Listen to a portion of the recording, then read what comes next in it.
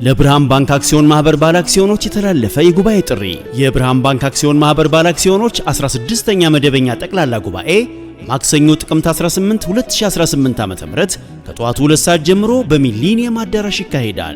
የጉባኤው አጀንዳና ዝርዝር መረጃ መስከረም 18 እና ጥቅምት 5 ቀን 2018 ዓ.ም በታተመው የሪፖርተርና አዲስ ዘመን ጋዜጣ ላይ ይገኛል። ስለሆነም የባንኩ ባለ አክሲዮኖች በሙሉ በተጠቀሰው ቀንና ቦታ ማንነታችሁን የሚገልጽ መታወቂያ ወይም ፓስፖርት ወይም መንጃ ፍቃድ ዋናውንና ፎቶኮፒ በመያዝ እንድትገኙ ጥሪ ያቀረብን። መገኘት የማይችሉ ባለ አክሲዮኖች ጉባኤው ከሚካሄድበት ቀን ቀደም ብለው ቦሌ ድልድይ ፊት ለፊት በሚገኘው የባንኩ ዋና መስሪያ ቤት የአክሲዮን አስተዳደር ክፍል በመሄድ ተወካይ በመወከል ወይም በስብሰባው ለመገኘትና ድምጽ ለመስጠት የሚያስችል ሕጋዊ ውክልና ያለው ተወካይ ማስረጃውን በመያዝ በጉባኤው ላይ መሳተፍ ይችላሉ። የብርሃን ባንክ አክሲዮን ማህበር የዳይሬክተሮች ቦርድ። ተመልሰናል። አድማጮቻችን አራዳ ኤፍኤም ላይ ትገኛላችሁ። የማንቸስተር ሲቲን ጉዳይ እንመልከት። ማንቸስተር ሲቲ ትናንትና 2-0 በሆነ ውጤት አሸንፏል። እንመልከተው ይህንን ጉዳይ። ለማንቸስተር ሲቲም ጥሩ ምሽት ነው። ሃላንድ የሚያቆመው ጠፍቷል አይደል? እያንዳንዱ ጨዋታ ላይ ግብ ያስቆጥራል። ትናንትናም የመጀመሪያውን የሲቲ ግብ ማስቆጠር የቻለው ተጫዋች ነው። እንመልከተው ይህን ጉዳይ።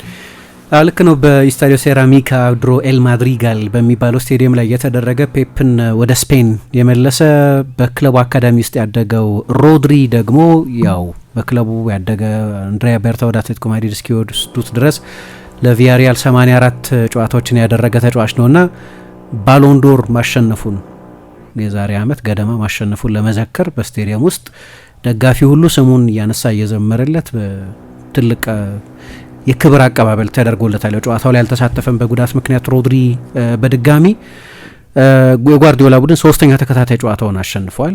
በቻምፒየንስ ሊግም እንደዚሁ 7 ነጥብ ይዞ ጀምሯል። አንድ ጨዋታ ላይ ብቻ ነው ያላሸነፈው፣ ከሞናኮ ጋር 2-2 የተለያዩበት ጨዋታ ማለት ነው።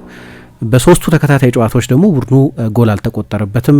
በመጠኑ ሮቴት አድርጓል። ትላንትና የሳምንቱ መጨረሻ ጨዋታ ቀላል ጨዋታ አይደለም።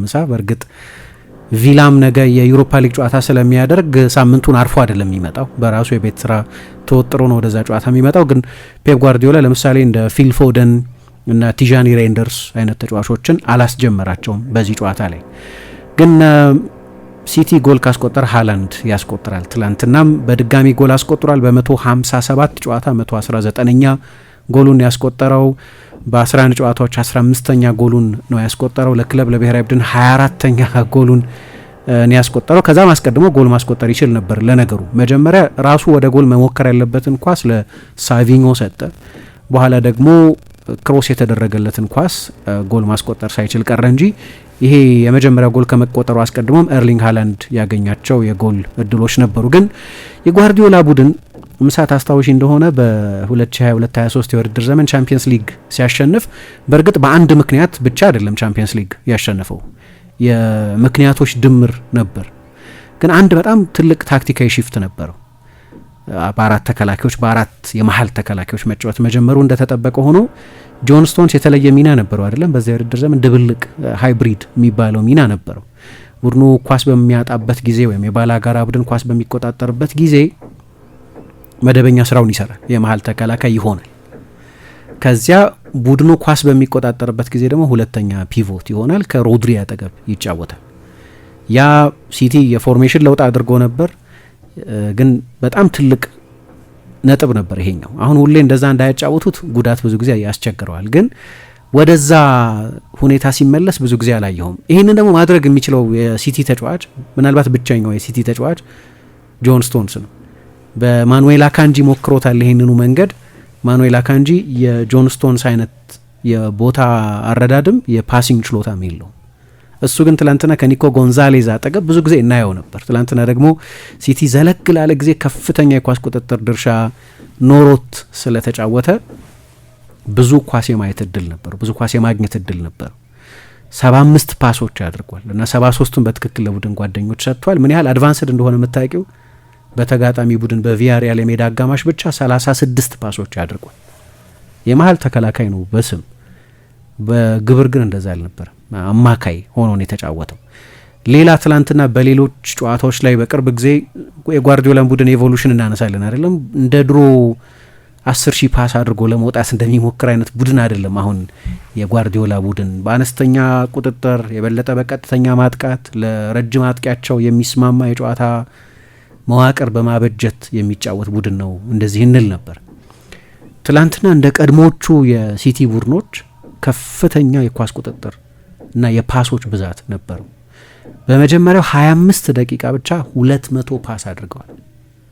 በመጀመሪያው በጨዋታ የመክፈቻ 25 ደቂቃ ብቻ 200 ፓስ።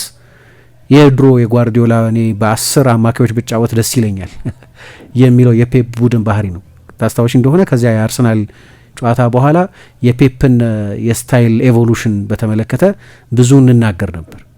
አሁን እንደ ሞሪኞ የነን ፖሴሽን ቡድን መሆን ጀምሯል። በተለይ በትልልቅ ጨዋታዎች፣ በሌሎች ትልልቅ ጨዋታዎች ሊያደርገው ይችላል።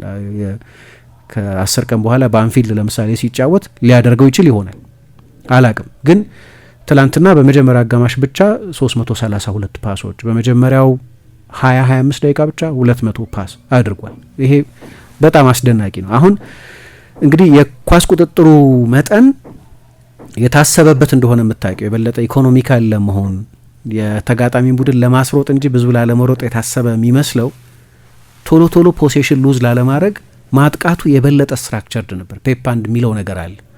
የጎል እድል ከመፍጠራችን ሙከላ ከማድረጋችን በፊት ለስትራክቸር ሲባል ለሬስት ዲፌንሱ ሲባል 15 ፓስ በትንሹ መቀባበል አለብን ይል ነበር። አሁን በ3 ፓስም የጎል እድል ሲፈጥር ጎል ሲያስቆጥር እናያለን።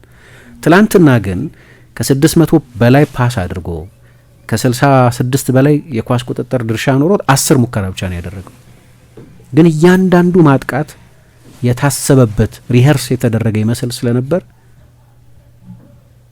በኤክስጂ 1.5 ከፍተኛ ነው። 2 ጎል ነው ያስቆጠረው፣ ግን ሌሎችም ጎሎች ማስቆጠር ይችል ነበር እና ይሄ እንደገና ወደ ድሮ አይነት የ1000 ፓስ 800 900 ፓስ የሚያደርገው አይነት ቡድን ባህሪ ይመስል ነበር። እነዚህ በግልጽ በትላንትናው ጨዋታ የታዩ አንዳንድ ቴክኒካዊ ነጥቦች ናቸው። ግን ስለዚህ ጨዋታ አልደረስንም፣ እንመለስም።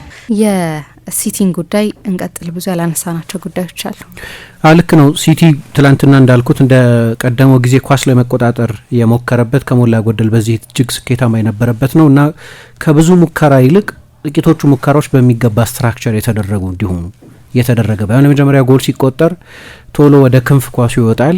ለሳቪኞ ነበር ኳሱ የደረሰው ከባላጋራ ቡድን የአንድ ተከላካይ ጋር ተፋጦ እያለ በስተቀኝ በኩል ትላንትና 8 ቁጥር ልበለው 10 ቁጥር ልበለው አላቅም፣ ግን በጣም አድቫንስድ የሆነ ቦታ ይዞ ነው ሪኮ ሉዊስ የተጫወተው። እዚህ ቦታ ላይ መጫወት እንደሚችል እናውቃለን፣ ግን ከረጅም ጊዜ በኋላ መሰለኝ እንዲህ አይነት ኃላፊነት ወስዶ ሲጫወት፣ አንደኛ ከኋላ በቂ ከለላ ነበር። ጆን ስቶንስ ወደፊት እየመጣ ይጫወት ነበር፣ ኒኮ ጎንዛሌዝ አለ። ስለዚህ 2 አማካዮች ማለት ነው።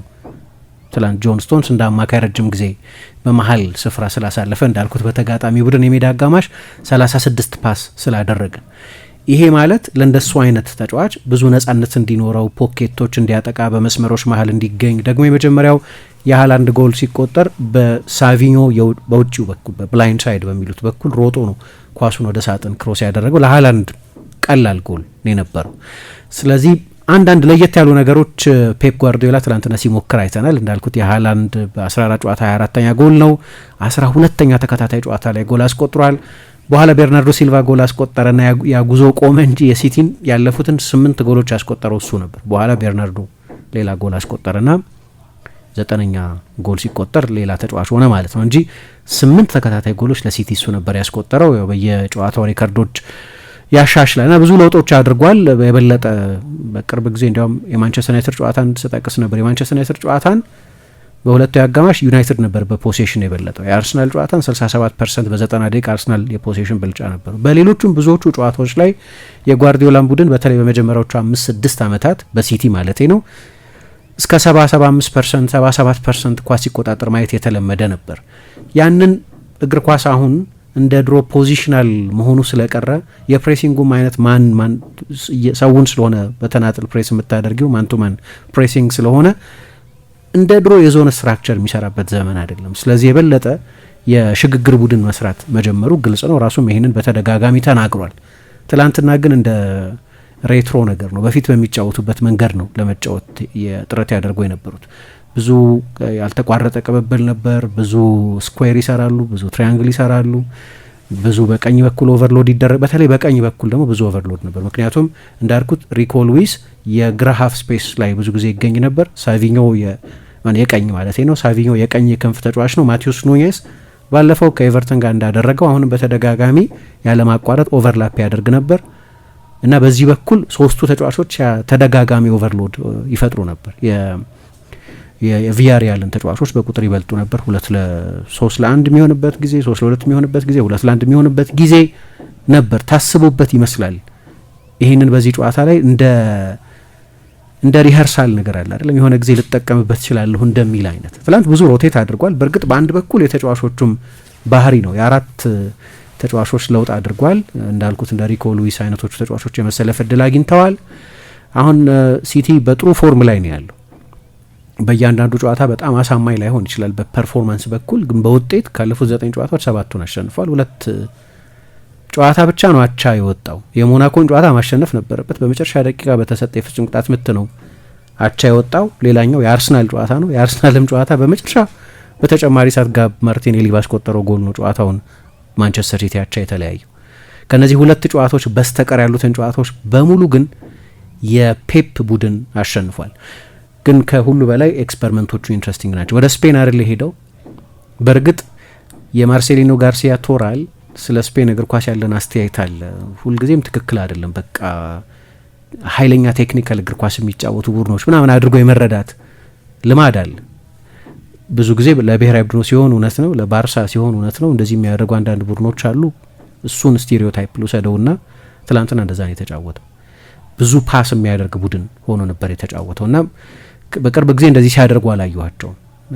የሙከራው መጠን የሚያነሰው ለዚህ ነው። አሁን እንዲያውም የበለጠ ጥሩ ሾት ስቶፐር ያስፈልጋቸው እንደ ዶናሩማ አይነት ግብ ጠባቂ ያስፈለገው ማንቸስተር ሲቲ በፖሴሽን የበለጠ ሪስክ ስለሚወስድ እንደ ድሮ የሬስት ዲፌንሱ መዋቅር ተጫዋቾች በትክክለኛ ቦታቸው ላይ የመገኘታቸው ነገር ቅድሚያ ይሰጠው፣ ከዛ ማጥቃቱን ስትራክቸር እናደርጋለን የሚለው ኮንሰፕት ቀረና በተቻለ መጠን ለሃላንድ ወደ ስፔስ የሚጣሉ ኳሶች መብዛት ጀመሩ።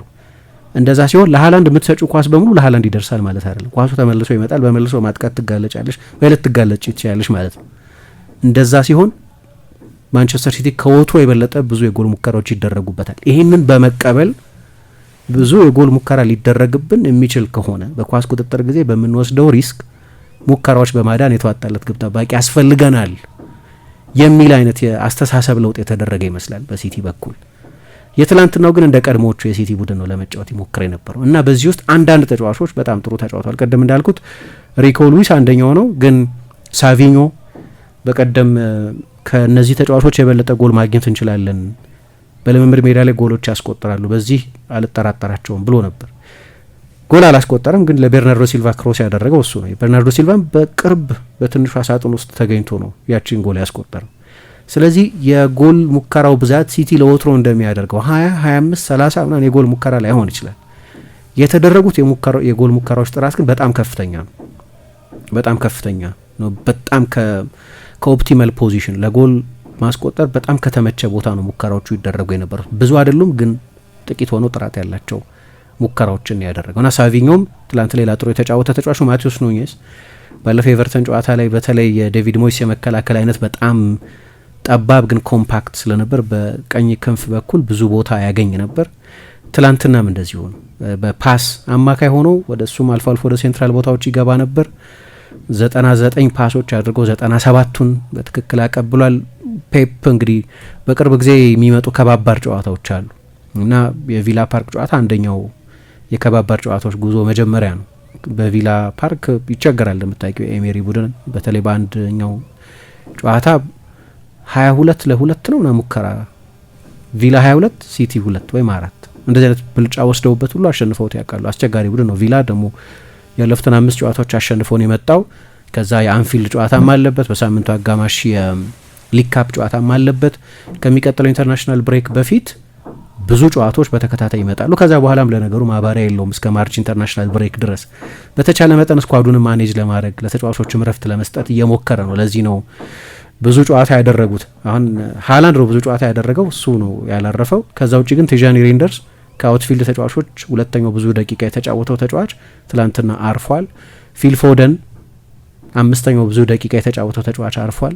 ኒኮ ኦራይሊ አራተኛው ብዙ ደቂቃ የተጫወተው ተጫዋች አርፏል። ስለዚህ ሰሞኑን ብዙ የስራ ሎድ የነበረባቸውንም ተጫዋቾች አሳርፏል ጓርዲዮላ እና ወደ ስፔን ሄዶ ግን ጥቂት ወደ ቀድሞ ዘመን በተመለሰ ስልት አሸንፎ ወጥቷል። ለብርሃን ባንክ አክሲዮን ማህበር ባለ አክሲዮኖች የተላለፈ የጉባኤ ጥሪ። የብርሃን ባንክ አክሲዮን ማህበር ባለ አክሲዮኖች 16ኛ መደበኛ ጠቅላላ ጉባኤ ማክሰኞ ጥቅምት 18 2018 ዓ.ም ከጠዋቱ 2 ሰዓት ጀምሮ በሚሊኒየም አዳራሽ ይካሄዳል። የጉባኤው አጀንዳና ዝርዝር መረጃ መስከረም 18 እና ጥቅምት 5 ቀን 2018 ዓ.ም በታተመው የሪፖርተርና አዲስ ዘመን ጋዜጣ ላይ ይገኛል። ስለሆነም የባንኩ ባለ አክሲዮኖች በሙሉ በተጠቀሰው ቀንና ቦታ ማንነታችሁን የሚገልጽ መታወቂያ ወይም ፓስፖርት ወይም መንጃ ፍቃድ ዋናውንና ፎቶኮፒ በመያዝ እንድትገኙ ጥሪ እያቀረብን መገኘት የማይችሉ ባለ አክሲዮኖች ጉባኤው ከሚካሄድበት ቀን ቀደም ብለው ቦሌ ድልድይ ፊት ለፊት በሚገኘው የባንኩ ዋና መስሪያ ቤት የአክሲዮን አስተዳደር ክፍል በመሄድ ተወካይ በመወከል ወይም በስብሰባው ለመገኘትና ድምጽ ለመስጠት የሚያስችል ሕጋዊ ውክልና ያለው ተወካይ ማስረጃውን በመያዝ በጉባኤው ላይ መሳተፍ ይችላሉ። የብርሃን ባንክ አክሲዮን ማህበር የዳይሬክተሮች ቦርድ